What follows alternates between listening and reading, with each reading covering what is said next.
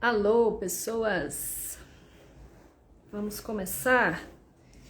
Tô nervosa, acredita? Parece que eu nunca fiz live na vida, mas eu tô ansiosa. Gente, pra quem tá chegando de paraquedas aqui no meu perfil, vai assistir depois o vídeo. Vou explicar um pouquinho antes da Amanda entrar. O que que é, da onde que surgiu, o que que é essa série de histórias coloridas. Bom, faz tempo já que eu venho incomodada com várias situações, né? Desde sempre, situações de homofobia que eu mesma convivo, eu mesma já vivenciei, ou situações dentro do próprio consultório de pessoas que eu atendo, pessoas trans, pessoas gays, lésbicas, enfim. Eu convivo muito com essa comunidade, né? Acho que pela vivência que eu tenho, as pessoas com quem eu cresço, a minha família, né? O próprio dojo de karatê também. Então esse assunto está muito dentro da minha vida. E ao mesmo tempo eu convivo com pessoas que não são da comunidade LGBT, né? Porque a sociedade também, em grande parte, tem dessas pessoas. Então eu tô ali entre esses núcleos de pessoas o tempo todo convivendo. E eu vejo a opinião das pessoas de um lado, vejo a opinião do outro, e muitas vezes já presenciei na pele, já presenciei em comentários aleatórios, preconceito, né? E tá tudo bem. Eu acho que até onde a pessoa não tem o conhecimento, e aí que vem o nome preconceito, ela até pode ter uma opinião formada sobre aquilo que ela não conhece.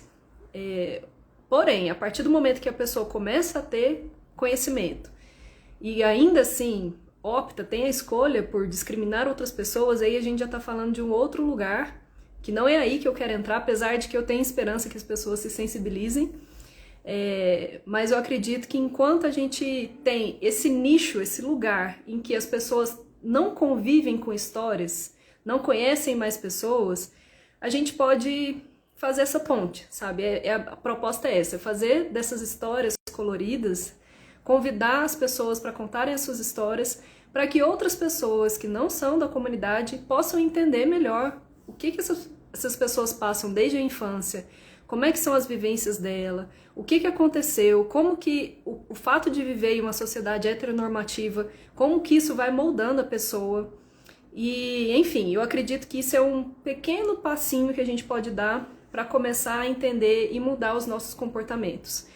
Desde que eu comecei a fazer esse pequeno movimento aqui, seja conversando com pais de pessoas LGBTs que eu atendo, por exemplo, seja no café terapêutico que aconteceu o mês passado, que foi com essa temática da diversidade, e outros colegas da terapia também que atendem pessoas LGBTs, mas não são de nenhuma letrinha, as pessoas vêm me perguntar: Carol, fala mais sobre isso, eu quero ajudar, quero respeitar, não quero pisar na bola, mas não sei por onde começar. Pessoas que não são da comunidade querem entender melhor. Então é para essas pessoas que a gente está fazendo essas pontes, esses diálogos, e também para trazer representatividade.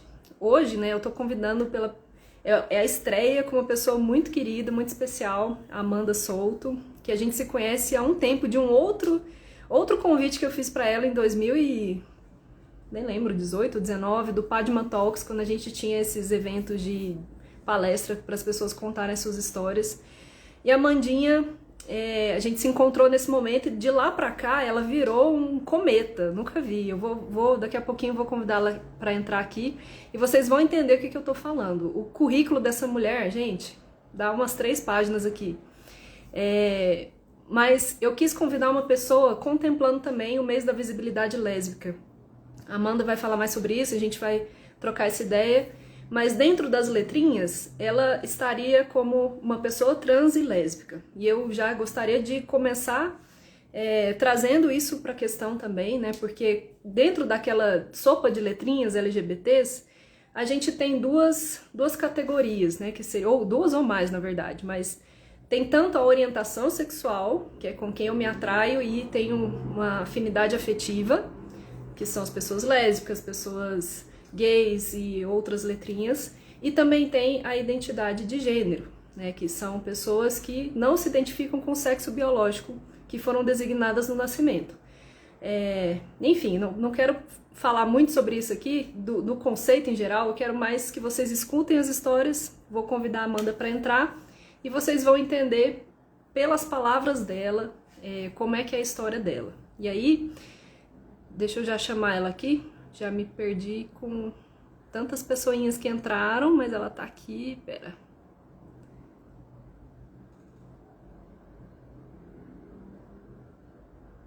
Entrar ao vivo. Deixa eu ver se deu certo. Amandinha, aí. Olá, Carol, tudo bem? Oi, querida. Eu tô bem, você? Bem também.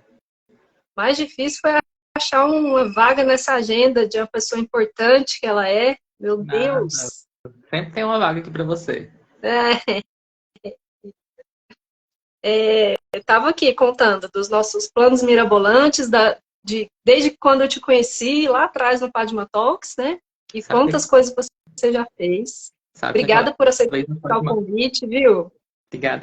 Eu. Sabe que aquela vez no Padma Talks foi assim, a primeira vez que eu falei em público, assim, né? Olha Nesse só. sentido, assim, de palestra, essas coisas, assim.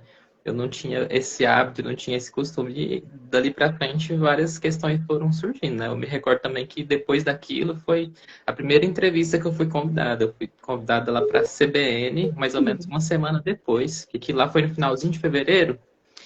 E aí a CBN me convidou para um especial lá do Dia da Mulher e depois foram várias coisas acontecendo, né? Não parou nunca mais, né? Porque agora, gente, tô falando, umas 3 páginas, vocês ficam aí para ver tudo, o currículo dela, mas depois eu quero que ela fale também. Para quem não conhece a Amandinha, Amanda Souto é advogada e palestrante, graduada em Direito pela Centro Universitário de Anápolis, em Evangélica, atuante no direito antidiscriminatório como foco na garantia dos direitos individuais e difusos da população LGBTI+, e direito da saúde, presidente da Comissão de Diversidade Sexual e de Gênero da OAB Goiás, conselheira seccional da OAB Goiás, vice-presidente da Comissão da Diversidade Sexual e de Gênero do Conselho Federal da OAB, foi a primeira mulher trans do país a presidir uma comissão da OAB a nível seccional, a primeira eleita por um conselho seccional da OAB, a primeira e única a ocupar a diretoria de uma comissão no Conselho Federal, conselheira do IDETEC, os que OS, que gerencia a HGG, hospital responsável pelo ambulatório trans em Goiânia e o Hemocentro de Goiás, representante da OAB Nacional e Conselho Nacional de LGBTQIA+, do Ministério de Direitos Humanos e Cidadania, representante da OAB no Comitê da População em Situação de Rua, no Conselho Nacional de Justiça, CNJ, coordenadora jurídica da Aliança Nacional LGBTI+, diretora jurídica da Associação Brasileira de Famílias Homoafetivas, representante dessas associações na Frente Parlamentar Mista de Defesa dos Direitos Humanos, Congresso Nacional e Comitê Jurídico das Empresas LGBTI+. Meu Deus, tá vendo? Falei que ia ser grande. Olha E o olha tanto que. de coisa que essa mulher é. E ainda tá abreviada aqui, que eu sei, né? Não, agora que eu fui perceber também que, tipo, eu não mandei atualizado depois, que depois que eu te mandei já aconteceu outras coisas. Eu não estou mais vice-presidente da Comissão Nacional, eu estou presidente da Comissão Nacional agora. Toma! Que orgulho de você, querida. Parabéns, viu? O seu Obrigada. sucesso é o sucesso de muitas pessoas, porque você Obrigada. arrasta mais gente junto, você é uma representatividade importantíssima. Enfim, a gente fica super orgulhosa, né? Feliz também. Amandinha, a gente tem tanta coisa para conversar que eu fico assim, até em dúvida por onde começar. Mas vamos Onde começar você quiser. do começo. Antes de qualquer coisa, e até trazendo um lado meio terapêutico para cá, para as pessoas que estão aqui ouvindo agora ao vivo, e para quem vai ouvir depois, a gente vai aprender um exercício bem bacana. Dizem que tem muitos cursos de oratória, mas não tem muito de escutatória, né? Então, vou dar uma dica de escutatória. A gente aprende a ouvir sem julgamento. Isso vale para qualquer situação, mas eu me sinto muito responsável quando eu trago pessoas da comunidade aqui para contar um pouquinho dos seus bastidores, das suas dores, do seu lado da vida pessoal, de ter esse cuidado a mais ainda para as pessoas não cometerem nenhum tipo de deslize, nenhum tipo de comentários transfóbicos, homofóbicos, e a gente sabe que isso é crime.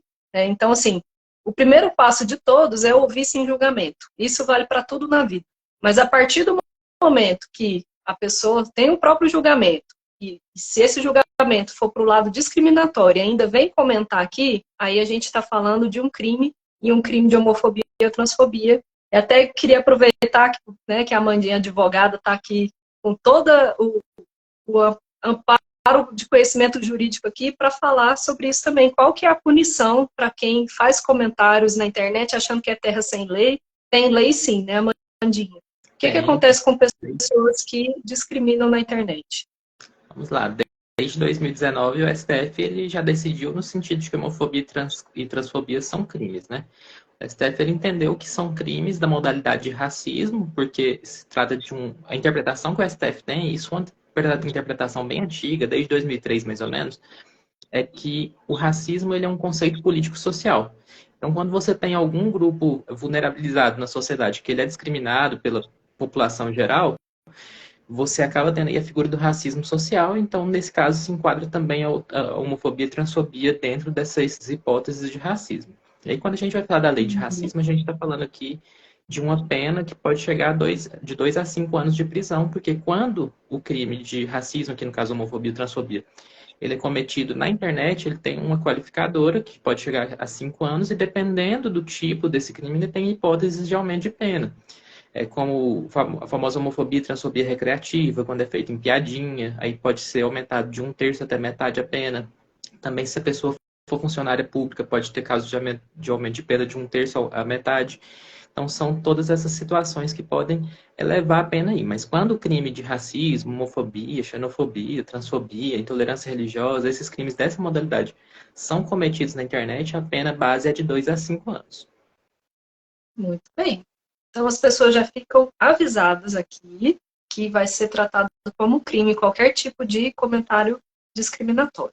Mas, eu tenho certeza que as pessoas aqui... inafiançável, sujeito à pena de reclusão, viu? Se a pessoa levar um flagrante disso aí, não tem criança. Muito bem, já fica avisado. Mas eu tenho certeza que as pessoas estão aqui, amém? Estão aqui para aprender, para ouvir com carinho, com respeito, né, com alteridade, se colocando no lugar do outro. E é nesse clima, nesse tom de acolhimento, que eu gostaria que a Amandinha falasse um pouquinho sobre quem é a Amanda hoje. Né? Em todos os âmbitos, esferas aí que você... Eu falei o currículo, né, que é um livro quase. Mas como você se vê hoje? Quem é a Amanda no momento presente? Eu acho assim que na vida a gente usa vários chapéus, né? Então eu tenho vários chapéuzinhos ali para falar o que eu sou. Eu sou uma mulher trans, eu sou uma namorada, eu sou uma irmã, sou uma filha, e várias questões assim nesse sentido na vida pessoal, né? No profissional, eu sou advogada, eu estou conselheira do AB, sou presidente de comissão, também sou conselheira de administração de uma organização social e também ativista pelos direitos humanos, né? Que eu acho que isso é muito importante para mim. Eu acho que foi um lugar que eu me encontrei, foi nessa questão de defesa dos direitos humanos, principalmente de grupos muito vulnerabilizados, como a população LGBTI+. É o que eu gosto de fazer. Então, acho que quem eu sou, eu acho que é basicamente isso. Eu não sou muito boa para falar de mim, sabe? Geralmente eu falo mais sobre coisas mais técnicas aí. Quando eu vou falar de mim, eu ainda tenho um pouquinho assim de dificuldade.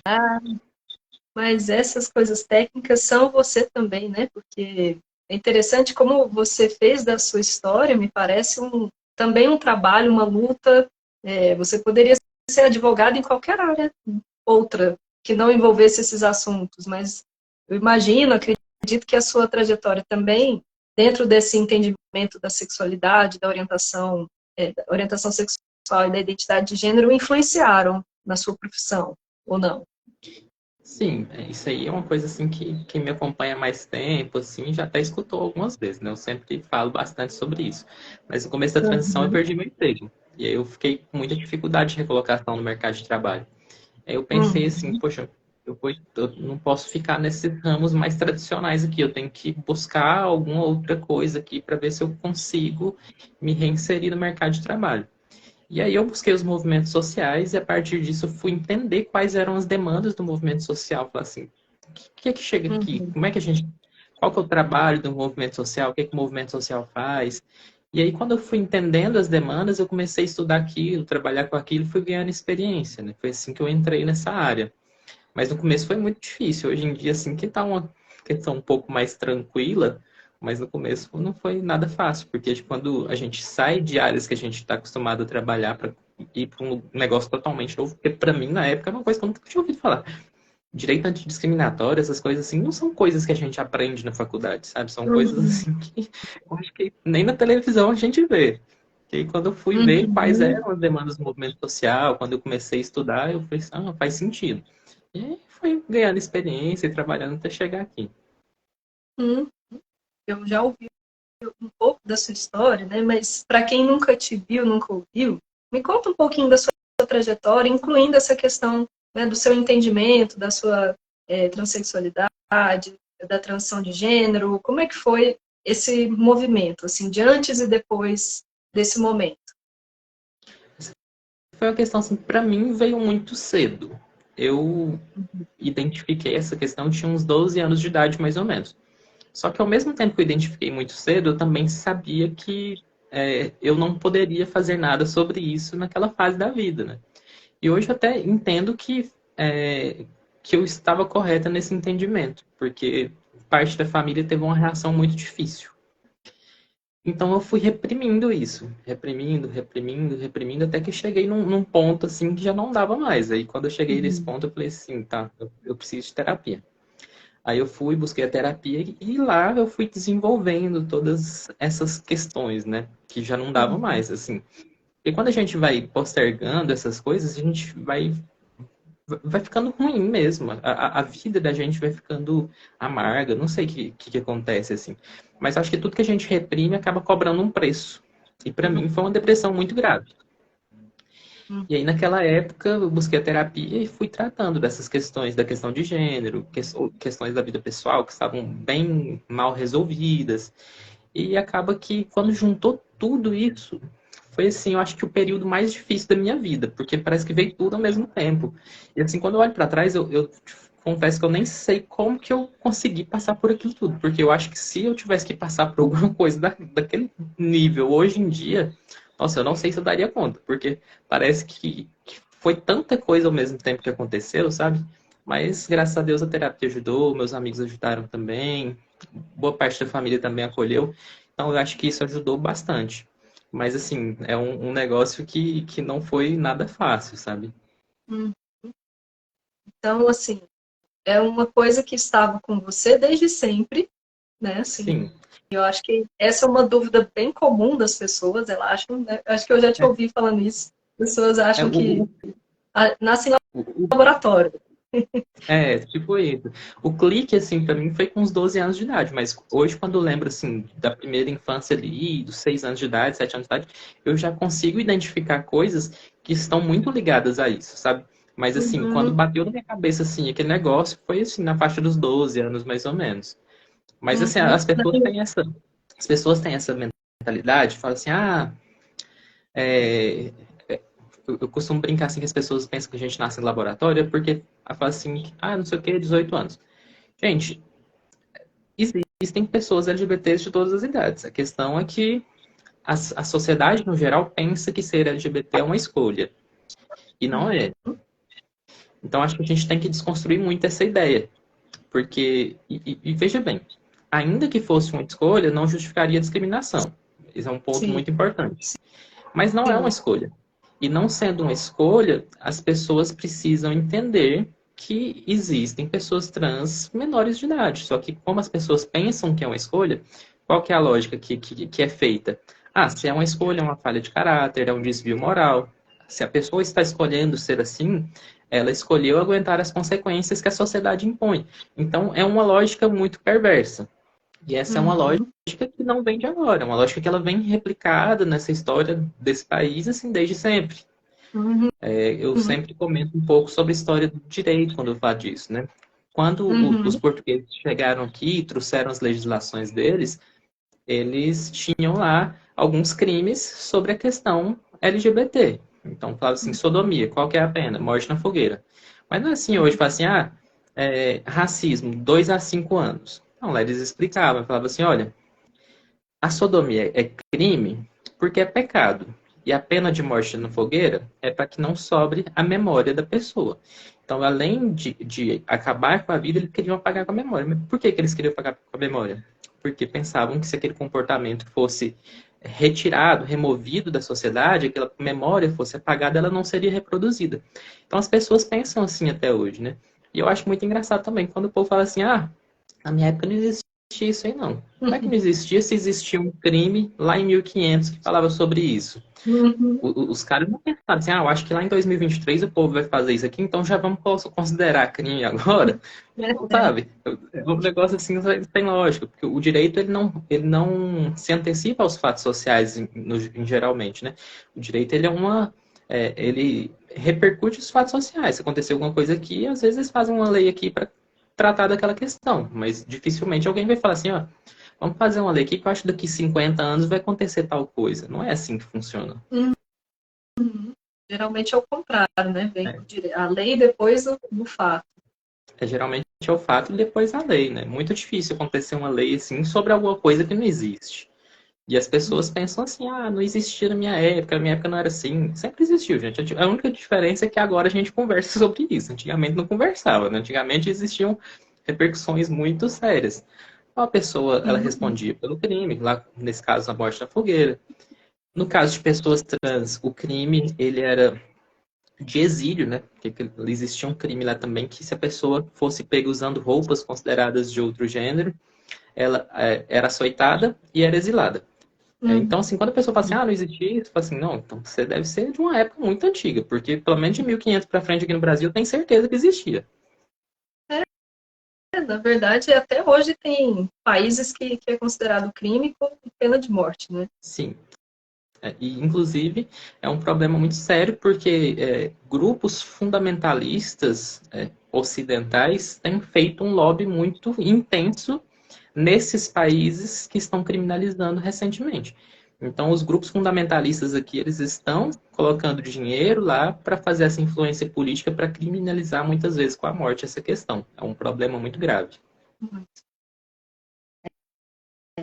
Tem uma frase famosa do Ortega y Gasset que diz que um tigre não pode se destigrar, né? Ele tem as suas manchas e tudo, mas o humano pode se desumanizar.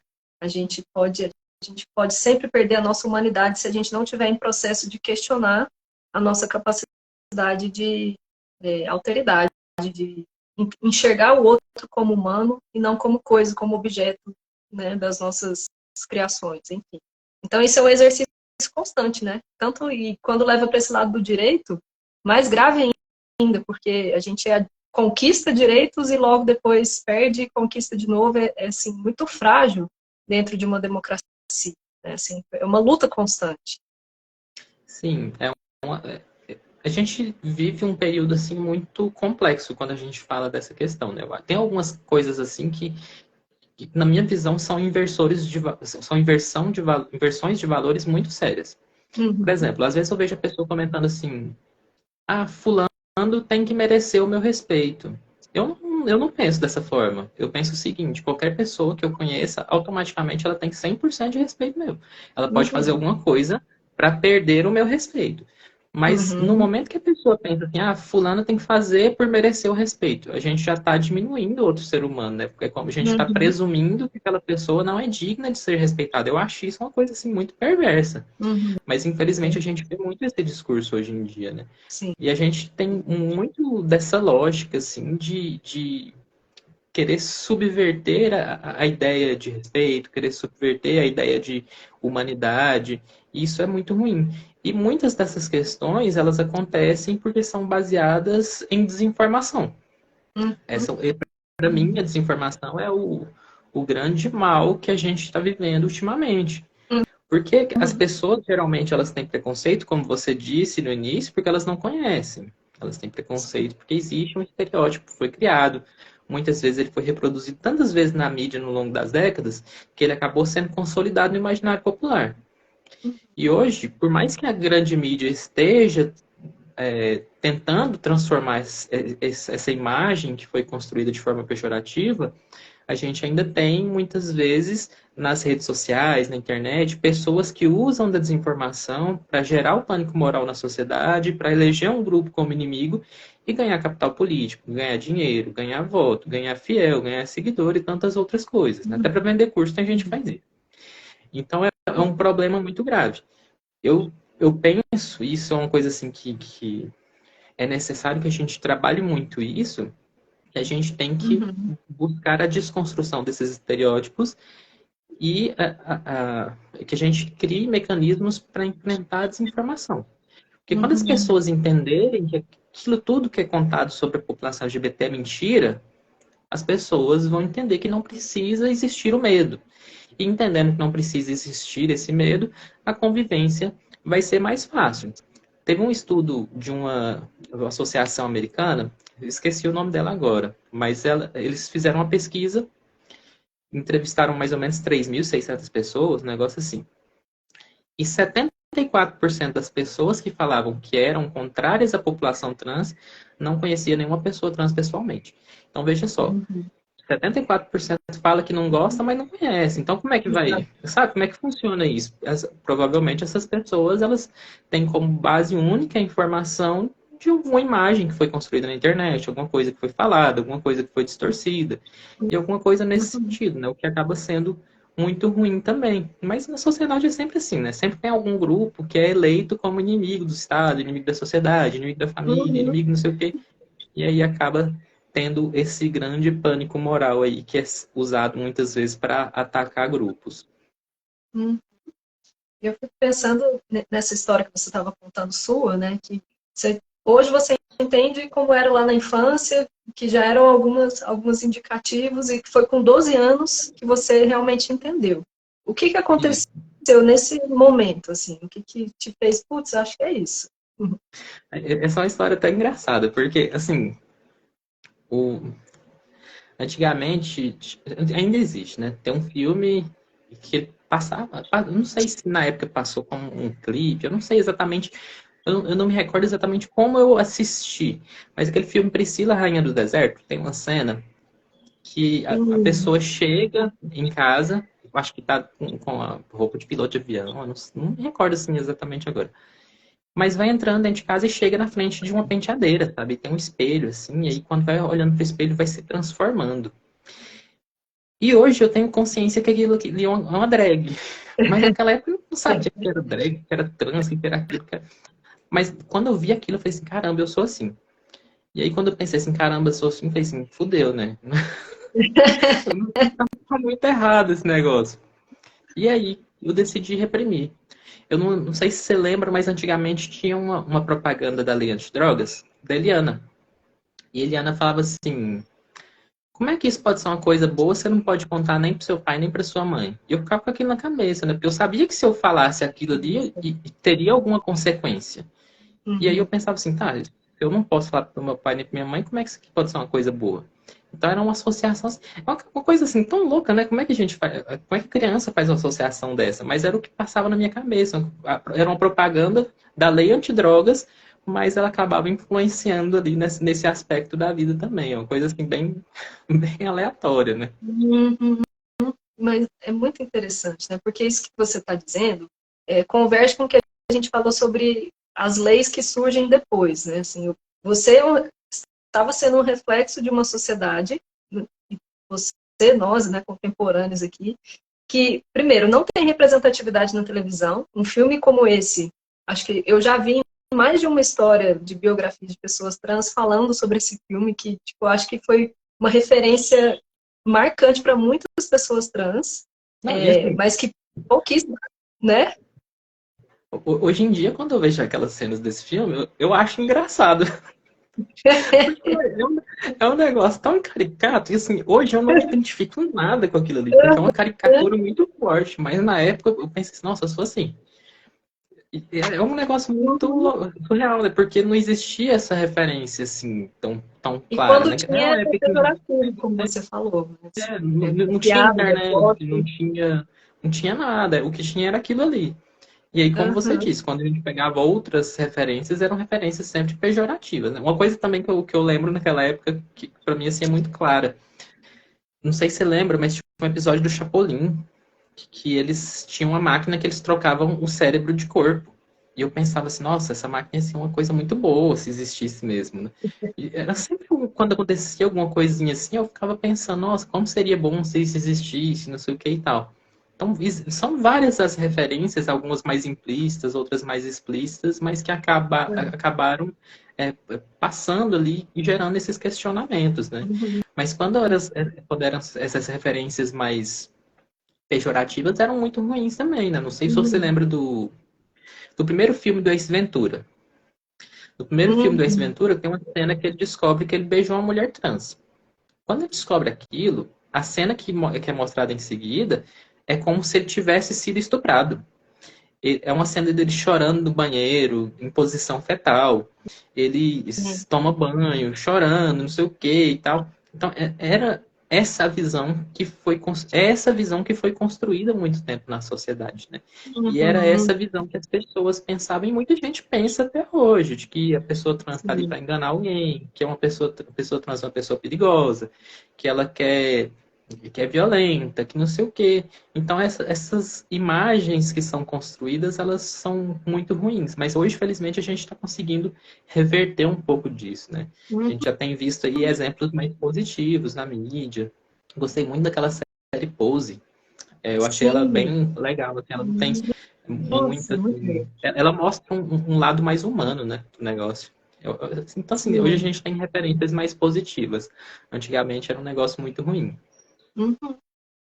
E aí você entendeu e resolveu guardar isso, porque não podia nem falar para os pais, né? E aí, como é que foi Não depois? existia a menor chance. Aquilo ali eu pensei assim, vou empurrar isso aqui com a barriga enquanto der, né? E aí era um outro ponto também. E quando eu comecei, assim, a entrar mais na adolescência, eu acho que eu comecei a ter mais indícios de depressão. A depressão, assim, pra mim, ela ficou muito mais forte ali na faixa dos 25 anos pra cima.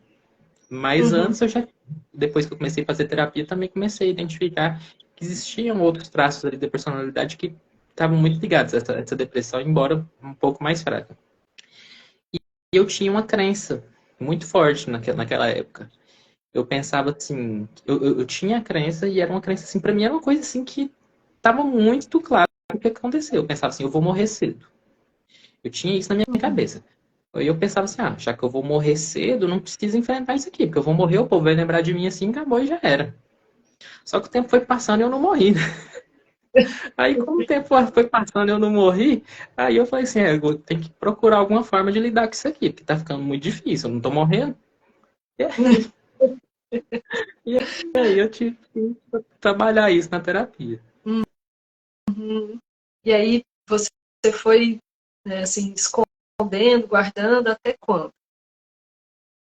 Na parte de uns 27 anos. Hoje eu tô com 32, 27, 28 anos ali.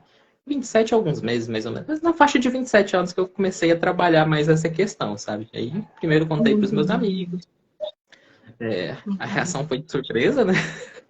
Eu tenho uns vídeos aí na minha timeline da transição, então realmente eu também ficaria surpresa. Algumas pessoas ficaram bem chocadas, mas no geral a reação dos amigos foi bem boa. Alguns se afastaram e tal, mas assim, paciência, né? Eu não posso exigir que ninguém queira ficar na minha vida e também não quero que a pessoa que não me respeite fique na minha vida. E aí, depois que eu contei pros amigos, eu fui conversar com a família. Aí, família é sempre mais complicado, né? Tem sempre que ficar tateando ali e tal. Aí, a primeira pessoa da família que eu contei foi meu irmão. E o meu irmão foi bem tranquilo assim na época. Na época ele tava noivo, não sei se ele tava namorando ou se ele tava noivo. Mas ele tava namorando ainda. E aí ele foi e falou assim, nossa, é muita informação, eu posso contar pra minha namorada? Aí eu falei, pode. Ele foi e conversou com a namorada dele, que hoje é a esposa, e ela foi, ela foi e mandou ele apoiar, não sei o que e tal, e assim, com eles foi bem tranquilo. Aí em seguida eu contei pra minha mãe, nossa, minha mãe foi bem difícil. Minha mãe foi assim, bem resistente. Ela demorou bastante para entender, a gente teve muitas discussões, teve muito drama ali, mas hoje ela respeita.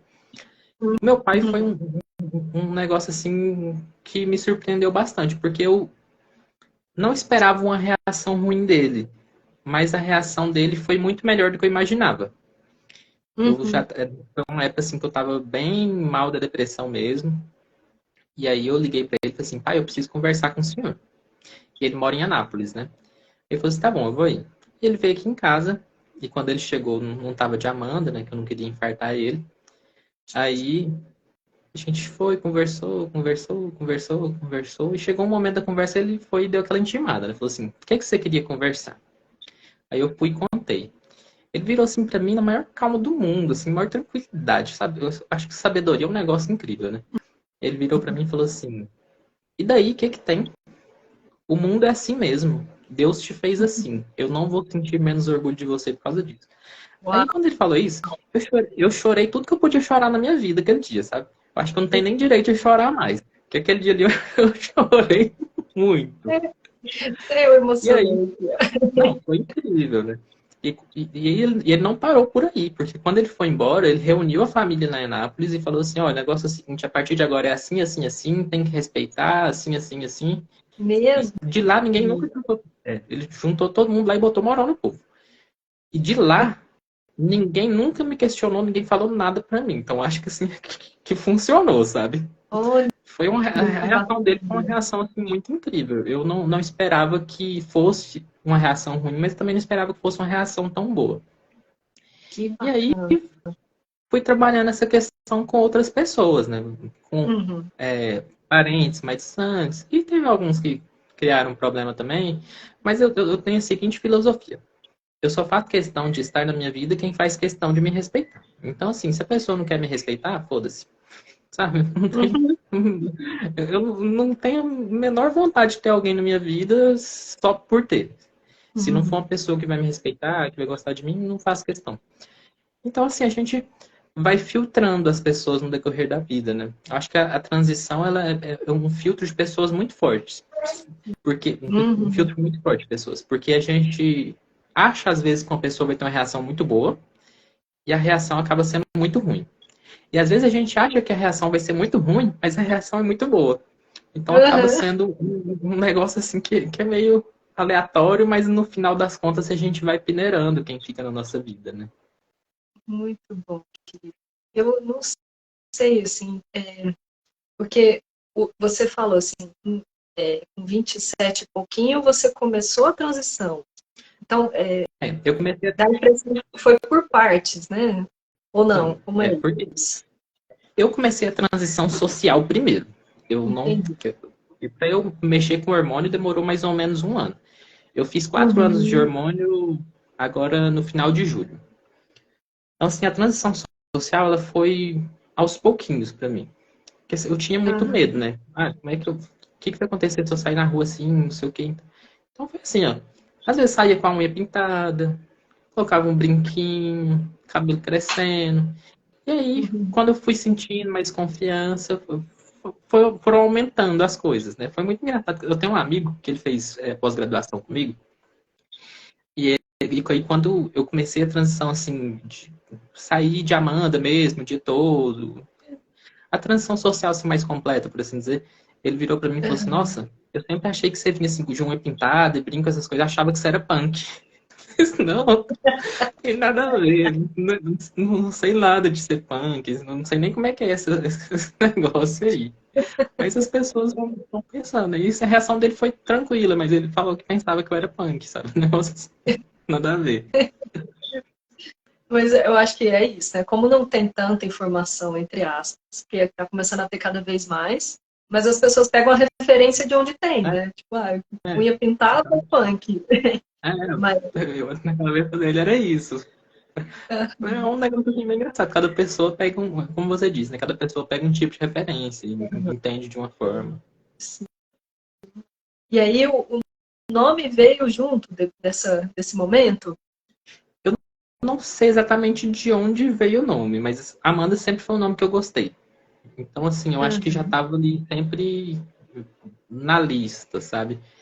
Mas eu gostava muito também de Letícia. Só que eu gosto muito de pensar sobre as coisas, né? E eu gosto muito do significado de Amanda, né? Que Amanda é aquela que merece ser amada. Quem é que não quer ser amada? Todo mundo quer ser amada. Ah, que Aí eu lindo. acabei ficando com o nome Amanda mesmo. Mas assim, se não fosse Amanda, seria Letícia. Mas acabou ficando Amanda mesmo.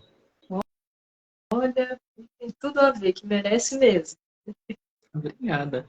Eu gosto muito do significado, sabe? É um nome assim que é um nome que eu falo assim, eu gosto e eu que escolhi. Uma vez eu fui dar uma palestra, né? Aí tinha os funcionários lá do lugar que eu fui dar palestra. E eles foram me apresentar o lugar e tal. E aí a menina falou assim, eu tenho uma filha que chama Amanda. Eu falei assim, que nome bonito. O meu fui eu que escolhi. Ela ficou meio sem entender, sabe? Aí depois que ela descobriu que eu era trans, que ela foi entender a ideia. Falou assim, por isso que você falou que você escolheu o seu nome, né? Mas de vez em quando acontece alguma coisinha assim. E depois, assim, aí você falou, são 4 anos desde que você começou a terapia hormonal. E como que tá hoje para você? Assim, mudou muita coisa? Como é que Assim, você tá? muda muito, né? A, Uhum. a questão da terapia hormonal, ela afeta muitas coisas no corpo. Uhum. Então, assim, aumenta o risco de trombose. Então, é importante ter uma Uhum. vida mais saudável, ter exercício físico, coisa que eu não faço. A terapia hormonal... É, mas eu não dou conta de gritar, e lá tem que gritar. O, o- a terapia hormonal, ela altera muitas coisas, né? No caso de mulher trans, que é uma terapia que ela visa bloquear a testosterona e também Uhum. inserir o estrogênio no organismo, redistribui a gordura corporal, aí desenvolve os seios, reduz o pelo. Uhum. A questão assim de alteração de humor também acontece. Essa é uma questão que eu já até fiz uma experiência bem interessante. Eu Ah, falei assim para minha psicóloga, falei assim, olha, eu quero que você anota todas as sessões que eu chorar, que eu quero ver o que está acontecendo. E aí é bem interessante, porque depois de uns 6 meses eu peguei a lista de sessões que eu chorei, sabe? E é sempre uhum. na faixa de 7 a 10 dias depois de tomar a injeção. Então, assim, é um, Olha. é um negócio assim, bem interessante essa questão da descarga de hormônio, né? Isso Uhum. acontece também. E o cabelo cresce mais rápido, né? As entradas diminuem, embora tenha um Uhum. pouquinho aqui ainda. Mas, assim, Uhum. no corpo são coisas que alteram bastante, né? No caso do homem trans, já as questões desenvolvem mais rápido, porque testosterona é um negócio assim super forte. A pessoa começa a tomar, já engrossa a voz, já começa a nascer pelo, não sei o que, é uma coisa assim super, super forte. Só que de homem trans é bem mais caro também. Agora, assim, questão Uhum. social, muitas coisas mudam também, né? Porque por mais que a gente. E hoje, assim, eu acho que eu tenho um pouco mais de consciência disso, que é importante a gente lutar pela desconstrução, assim, dos estereótipos de gênero. Uhum. Muitas vezes a gente busca esses estereótipos por segurança, né? Uhum. Porque quando você está dentro de uma caixinha, a chance de você sofrer alguma coisa é menor. Então, isso também acontece, eu acho que é uma coisa muito comum com mulheres trans, porque é, quando a gente está nesses lugares, a gente se sente mais protegida, né? E aí Uhum. também tem a questão da passabilidade, né? Hoje que Uhum. eu tenho uma passabilidade um pouco maior, é bem difícil assim eu sofrer algum constrangimento, embora de vez em quando ainda aconteça. Para quem não Mas no sabe o começo, que é isso, o que eu, que eu, seria a passabilidade? eu vou explicar. Ah, No começo, que não tinha essa passabilidade, era um pouco mais difícil, que aí as pessoas já olhavam mais torto, falavam, faziam piadinha, não sei o que e tal. A uhum. passabilidade, eu costumo definir ela da seguinte forma. A capacidade que uma pessoa tem de ser vista como a sociedade acha que alguém como ela tem que ser. Então, assim, a gente usa muito para a questão da transexualidade, mas ela não acontece só na questão da transexualidade. Eu me lembro, por Uhum. exemplo, de um congresso que eu fui em 2019 e era um congresso sobre diversidade e tinha uma advogada negra e ela foi explicar a passabilidade a partir da vivência dela. E ela Uhum. disse o seguinte, que muitas vezes os clientes novos chegavam no escritório e não reconheciam ela como advogada. Achavam que ela era estagiária, que ela era secretária, que ela era recepcionista, tudo menos advogada. Isso porque muitas vezes a sociedade racista não entende que uma pessoa negra pode ser advogada. Então, a passibilidade ela é muito ligada à questão da transexualidade. Quando, no meu caso, por exemplo, quando eu estou andando na rua, dificilmente alguém vai olhar para mim e vai falar assim, ela é uma mulher trans. A pessoa só vai olhar e falar assim, ela é uma mulher. Então, quando a gente tem essa capacidade, não sei nem se capacidade é o termo mais adequado, mas quando a gente tem essa passabilidade no sentido de ser vista imediatamente como aquilo que a sociedade acha que é o certo, acaba que as discriminações nesse sentido diminuem um pouco. Mas existem outras questões que acontecem também, né? E vem os assédios, vem todos esses pontos. Uma vez que o cara já passou a mão em mim na rua, no carnaval.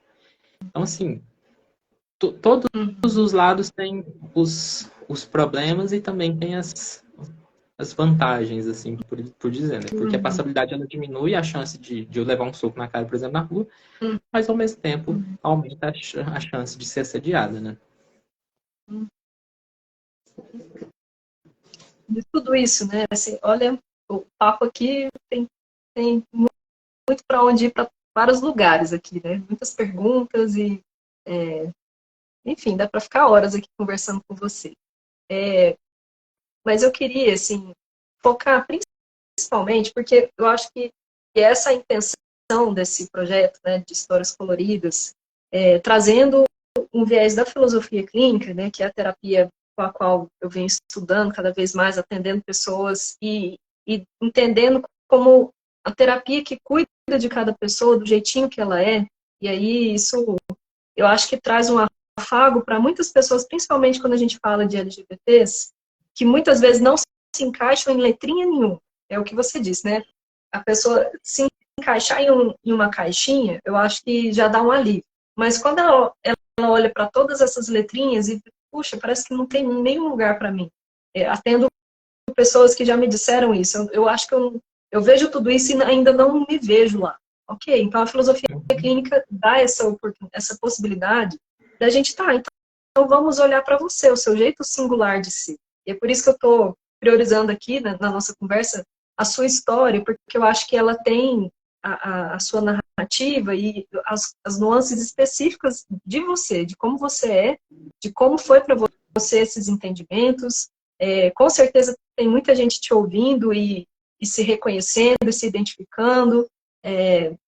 Principalmente, assim, eu acho que eu atendo, né, pessoas adolescentes, é uma fase tão difícil e que muitas vezes a pessoa ali depende da família financeiramente, não pode conversar. Às vezes a família tem uma crença religiosa que tem muito preconceito ali, e é difícil falar sobre isso também. Então tem muito sofrimento, muitos casos de suicídio que são tristes demais. A gente poderia evitar muito disso. E a ideia das histórias coloridas é justamente, olha, vamos diminuir, tirar do velado e trazer para o desvelado. Vamos falar mais sobre isso, ter mais referências, né? E eu acho que a sua referência para estrear está sendo fantástica, assim, porque você é um exemplo para muitas pessoas. E aí, assim, eu queria que você falasse um pouquinho sobre de toda essa trajetória. E assim, ir para um lugar doloroso, mas ao mesmo tempo voltar dele, sabe? O que foi o mais difícil, mas o que você olha hoje, olha, isso aqui eu já superei, isso aqui passou. Ufa, eu acho que não estou mais nesse lugar. Você acha que tem alguma coisa nesse sentido na sua história? Sim, assim, o ponto mais difícil eu não tenho dúvidas, assim, foi justamente naquele ápice da depressão ali. Eu gosto de usar o nome chique, é que no meu prontuário lá tá escrito assim, tentativa de autoextermínio. Foi o ápice da dificuldade, né? E aí eu fiquei internada alguns dias, e eles falaram assim, olha, a gente só vai te dar alta se você concordar em ver o psiquiatra. E aí eu comecei a ver o psiquiatra, ele foi colocando remedinho.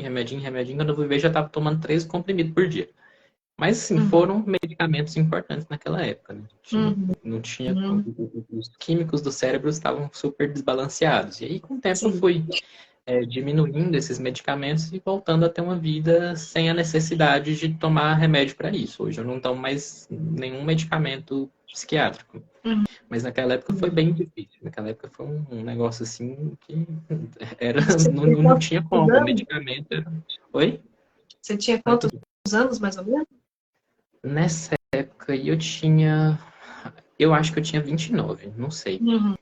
É por aí. 29. Eu acho que era isso mesmo. 28, 29. Alguma coisa assim. Uhum. E assim, foi o período mais difícil. Assim, quando eu olho para trás, essa reflexão de olhar para trás é um negócio muito interessante. Porque quando a gente olha para trás, a gente vê o quanto a gente caminhou, né? Quando a gente está olhando só para frente, a gente às vezes não tem essa dimensão da trajetória. Mas o fato de olhar para trás fala assim, poxa, eu já andei tanto. E assim, são passinhos pequenos, mas passinhos pequenos constantes faz a gente chegar bem longe, né? A gente não pode parar.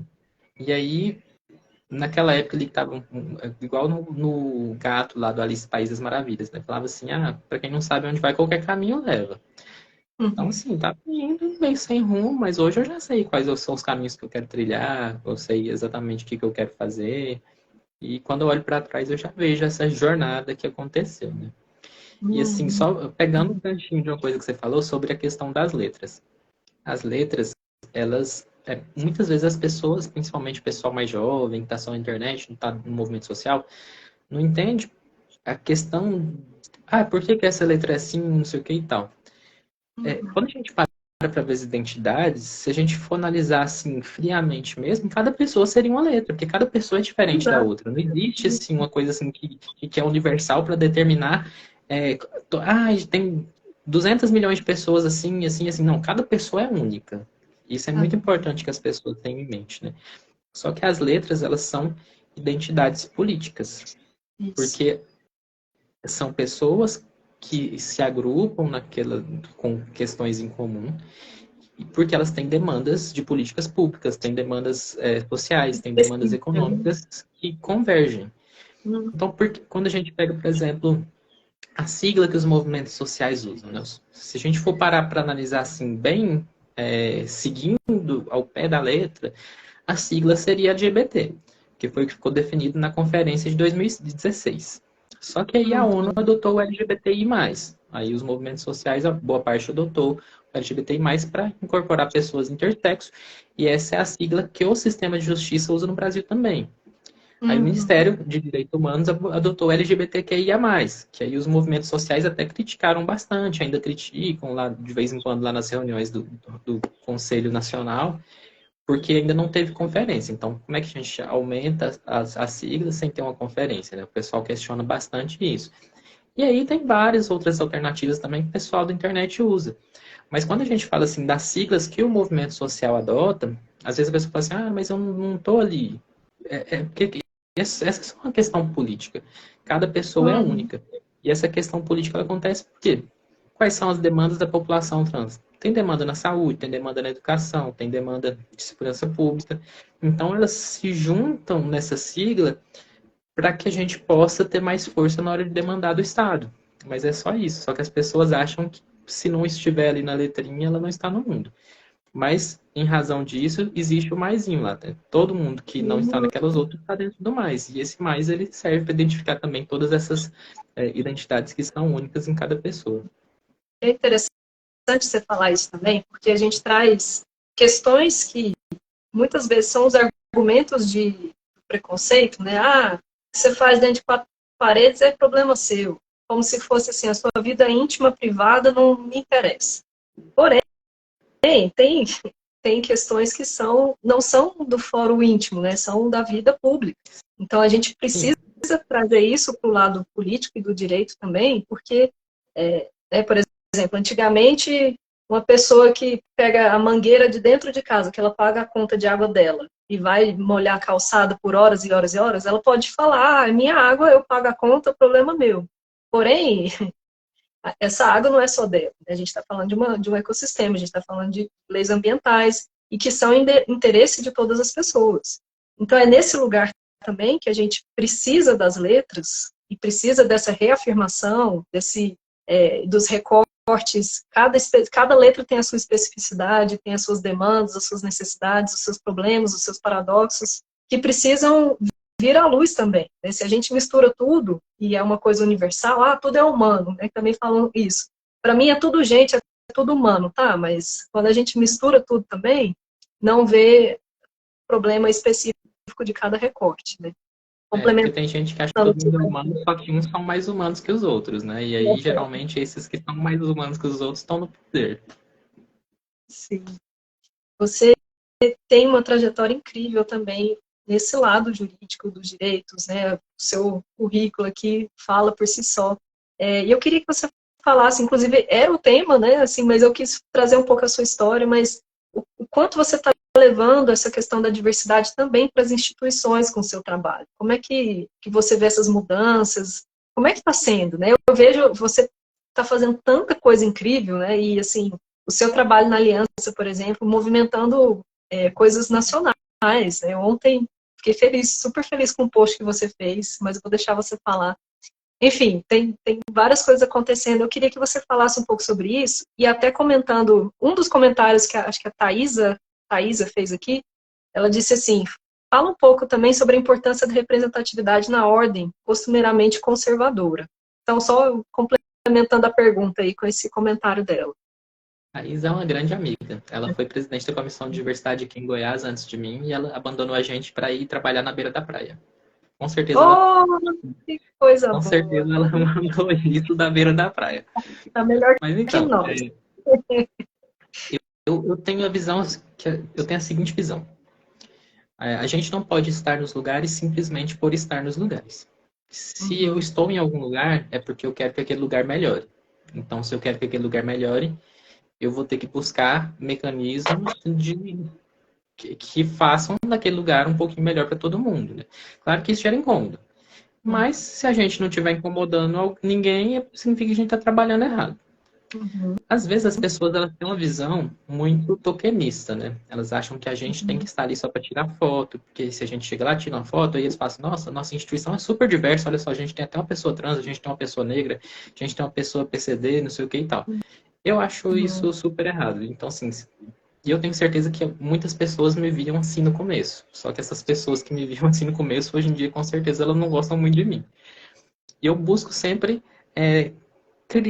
criar mecanismos para alterar um pouco a nossa realidade, né? Que às vezes não é tão fácil, não é tão simples. Uma questão que a gente conseguiu aqui, a aprovação em janeiro agora, foi, por exemplo, a criação da ouvidoria da inclusão.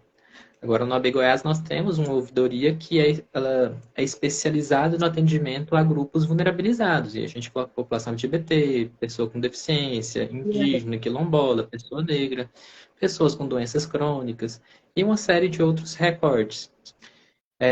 Não sei se você viu ontem também, não sei se foi ontem, se foi anteontem, eu tomei sem noção de tempo. A questão do Conselho Nacional do Ministério Público, né? Aprovou uma resolução que proíbe os membros do Ministério Público de se posicionarem contra a adoção por pessoas LGBTs em razão de orientação sexual e identidade de gênero. Essa foi uma resolução. O mérito é todo do Ministério Público, mas eu tive o grande prazer de fazer o parecer da OAB que recomendou a aprovação dessa resolução. Então, a gente sempre está buscando assim criar, incentivar que as instituições elas sejam mais diversas, que elas sejam mais acolhedoras e que atendam a sociedade da melhor forma.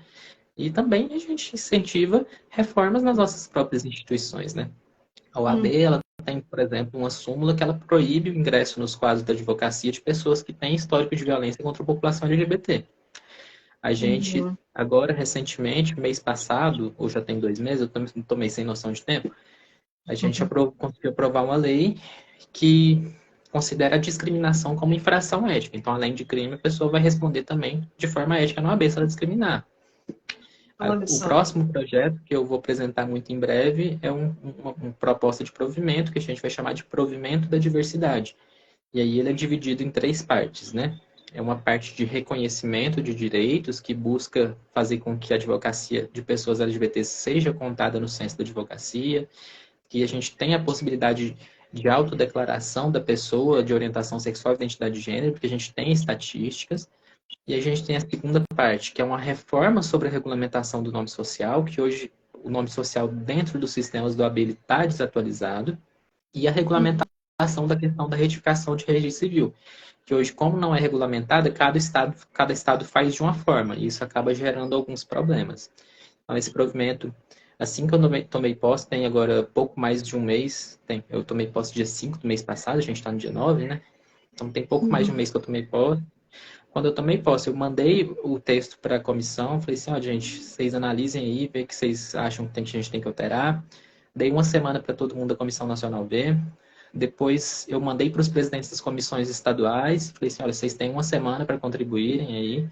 Depois eu voltei para a Comissão Nacional e falei assim, ó, gente, a gente tem tais contribuições, quais a gente acolhe e quais a gente não acolhe. A gente acolheu algumas, não acolheu outras, chegamos no texto final. Aí eu apresentei para a nossa bancada federal aqui de Goiás, pedi orientação política, né, que esses temas é sempre importante a gente saber como as pessoas que vão decidir entendem que é o melhor momento, a melhor forma. E agora sim, eu estou com o texto pronto para ser apresentado, estou só esperando uma agenda do nosso presidente nacional lá em Brasília, para eu ir levar pessoalmente e conversar com ele sobre essa questão. Então a gente sempre tem que buscar essas questões nos lugares que a gente está, né? Eu não acredito muito nesse negócio de simplesmente estar ali por estar ali. Eu acredito que a gente tem que estar ali para fazer alguma diferença. Que a gente tem que chegar lá de uma forma, a gente tem que entregar aquilo melhor do que a gente encontrou. Se não for para deixar melhor do que a gente encontrou, é melhor nem fazer, né? Nossa, maninha. Eu não sei se você tem noção do quanto a sua existência, que reflete no seu trabalho. Acho que o trabalho é depois, né? Mas é muito seu isso. E o quanto faz a diferença na vida das pessoas, porque é uma coisa, assim, as suas conquistas são conquistas para muitas pessoas. É incrível isso. Eu fico, assim, admirada, orgulhosa, muito feliz de ver que, olha, a gente devia ter um relatório de tantas coisas que aconteceram desde a primeira vez que a gente se viu até agora, porque é de admirar mesmo. Eu fico impressionada. São várias coisas. Como eu disse no começo, tem vários chapéus, né? Aí eu tento sempre fazer o melhor em cada chapéu. Nessa questão mais classista, essas são algumas das questões. Inclusive, a OAB está publicando, a OAB da Goiás está publicando lá o relatório de atividades de cada conselheiro. Se vocês acessarem lá no site do OAB Goiás, vocês vão ver tudo que eu fiz até até uns 2 meses atrás, né? Que foi quando eles escolheram essa entrevista. Então lá tem quantos processos eu relatei, o que eu fiz, etc. Lá tem tudo. E eu acho que é importante a gente demonstrar isso também, né? Que a gente tem que fazer, e isso é uma coisa que eu aprendi nesses últimos anos. A gente tem que fazer, mas a gente tem que mostrar que a gente fez também. Porque se só fazer e não mostrar, às vezes as pessoas nem sabem que aquilo existe e elas não buscam acesso àquela possibilidade, àquela oportunidade, né? E em relação à advocacia, eu acho que o post que você falou foi da questão da liminar, né? Não sei, ou foi do... Isso aí, gente, quem olhar no meu perfil, não vou mencionar aqui na live, mas quem olhar no meu perfil aí tem um monte de post desse, né? Isso aí a gente não pode dar trégua para pessoa racista, preconceituosa, transfóbica, não. Isso aí Nossa, mas dá um gostinho tão bom, viu? Pessoa que quiser agir com discriminação, ela tem que entender que do outro lado tem gente trabalhando contra também, né? Então, cada um sabe onde é que o calo aperta. É bem o que a gente falou no começo, né? Não é uma a internet, qualquer lugar, não é uma terra sem lei. Sim, tem leis e tem leis muito bem definidas, inclusive. E pegando esse gancho, né, de tantas coisas que você fez, o quanto você cresceu nesse período, assim, profissionalmente, quanto pessoa, enfim, tantas coisas que amadureceram, assim, cresceram. E eu queria te perguntar, o que você poderia falar, por exemplo, para essa Amanda lá do passado? Se vocês, né, se a gente fizesse uma viagem no tempo e pegar a Amanda do passado e a do presente e fazer uma conversa assim, o que você falaria para ela? Aquelas perguntas bem difíceis, bem né? sincero, o que eu falaria para ela, eu contaria os números da Mega Sena. Mas, assim, respondendo a pergunta de uma forma menos sincera, eu acho se eu falasse qualquer coisa, eu acho que eu não acreditaria, sério mesmo. Porque naquela época eu acho que eu tinha uma cabeça muito cética, né? Eu acho que ainda sou um pouco cética com muitas coisas, mas eu acho que independente do que eu falasse, seria muito difícil de acreditar. Mas eu tentaria explicar que que as coisas vão se encontrando, vão se encaixando e vão dando certo, né? Por mais que provavelmente eu não acreditasse naquela época.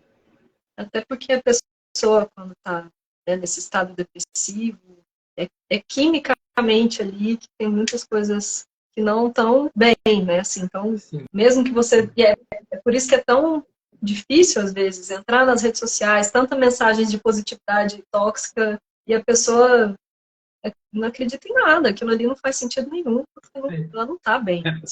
As pessoas acham, assim, muitas vezes que a depressão é um negócio, assim, que é frescura. Assim, ai, a pessoa tá ali daquele jeito porque ela não quer.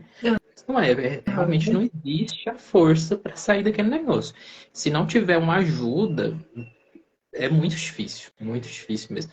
Eu lembro que, assim, tinha vezes que eu ficava 3 dias sem comer, 3 dias sem beber água, sabe? Eram coisas, assim, bem tensas, às vezes, que eu não tinha ânimo para nada. Eu tinha vezes assim, tinha época que a única coisa que eu fazia no meu dia era dar ração para os gatos, porque eu tinha na minha cabeça assim, não, eles não podem sofrer por minha causa. Mas era a única coisa que eu fazia, sabe? Então, assim, a depressão é um negócio muito sério, só que as pessoas às vezes acham que é uma coisa boba, né? E aí tem aquele exemplo clássico, o povo fala assim, quando você quebra a perna, ninguém fala assim, você não melhora porque você não quer. Da mesma forma é a depressão. A depressão, às vezes, a pessoa não melhora porque ela precisa de medicamento, ela precisa de acompanhamento.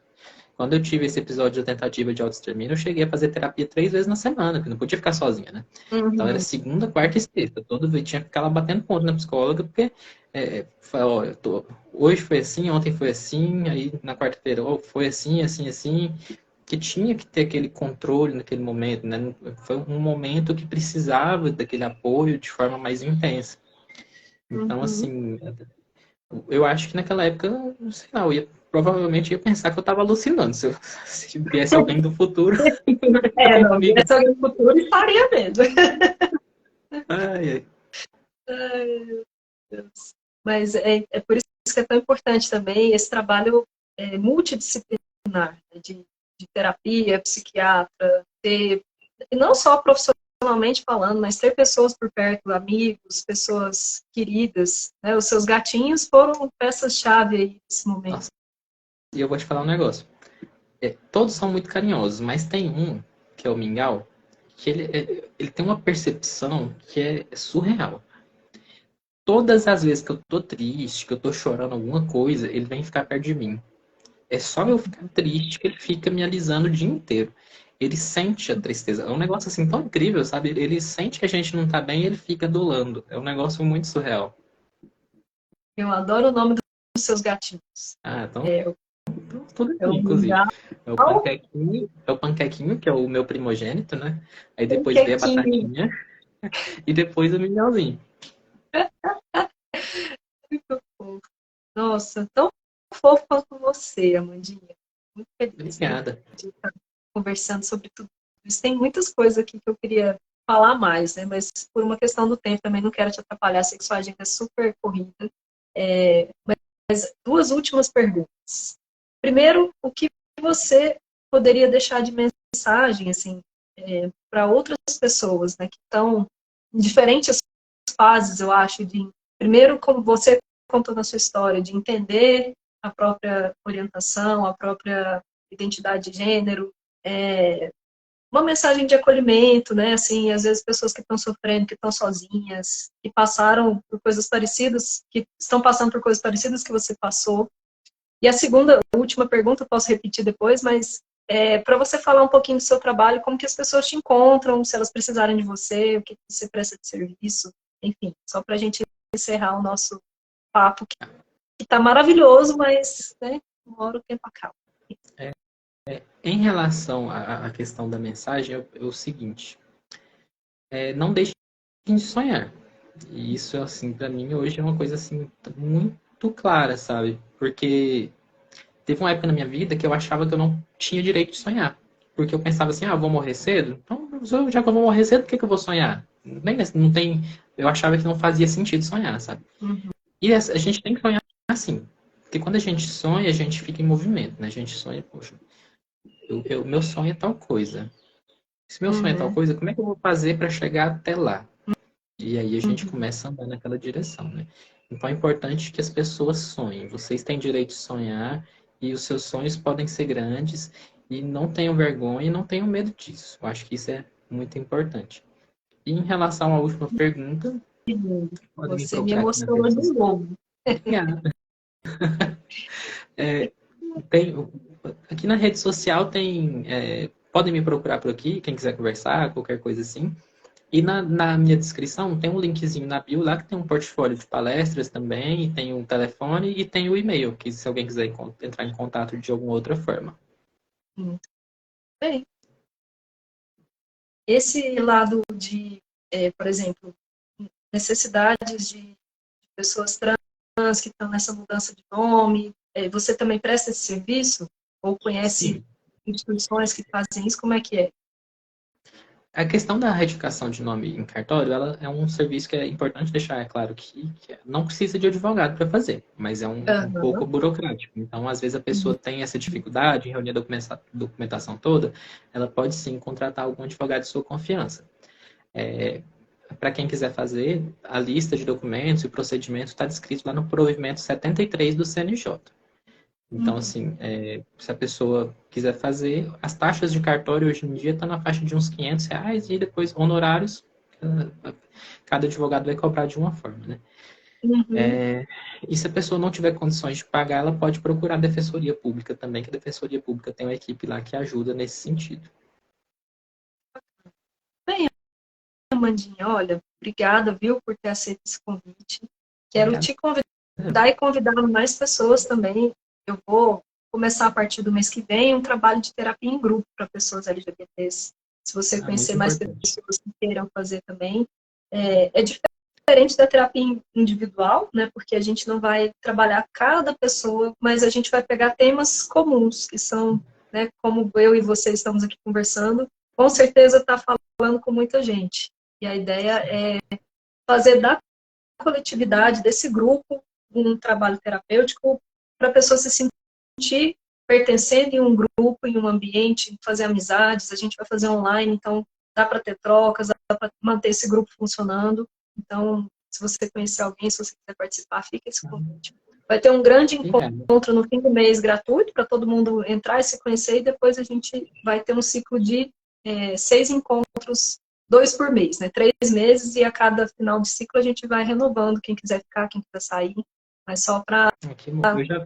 Eu já fiz terapia em grupo e é super bom. Eu recomendo, gente. Procurem a Carol aí, que é um negócio assim que ajuda bastante. Porque às vezes a gente pensa que só a gente passa por aquilo, mas a gente vê que outras pessoas também passam e a gente pensa assim, poxa, que legal, como é que aquela pessoa está fazendo e tal. E a gente vai trocando experiências. que eu já vi, assim, pessoas que têm, às vezes, a dificuldade, eu vou ter que falar sobre mim, e não quero me abrir para mais pessoas, e não precisa. Às vezes você vai entrar calado, sair calado, mas tá ouvindo. E aquela troca ali, aquelas pessoas falando, já ajudam demais. E às vezes é o contrário, você não tem lugar nenhum para falar nada, então ter um momento de fala também, né, assim, de poder falar sem ser julgado, ser acolhido, outras pessoas que estão entendendo. Enfim, a gente vai tentando, como você disse, né, a gente faz a mudança onde a gente está da melhor maneira, e é também a minha contribuição aí. Eu agradeço demais, Amandinha, ter começado com você esse projeto é mais que especial. Vou te chamar mais vezes, porque a sensação que está me dando, assim, nossa, tanta coisa que ainda dá para falar, e a Pode gente pode chamar quantas vezes você dividir em quiser. assuntos, né? Obrigada, viu, querida? A gente Obrigada. fala mais vezes e até logo. Até o próximo Histórias Coloridas. Obrigada a todo mundo que participou. Vou deixar salvo aqui. Quem quiser enviar para mais pessoas, vou deixar gravado. Boa noite, boa semana. Muito obrigada. É nóis. Deixa eu fechar. Tchau. Beijo. Tchau, tchau, querido.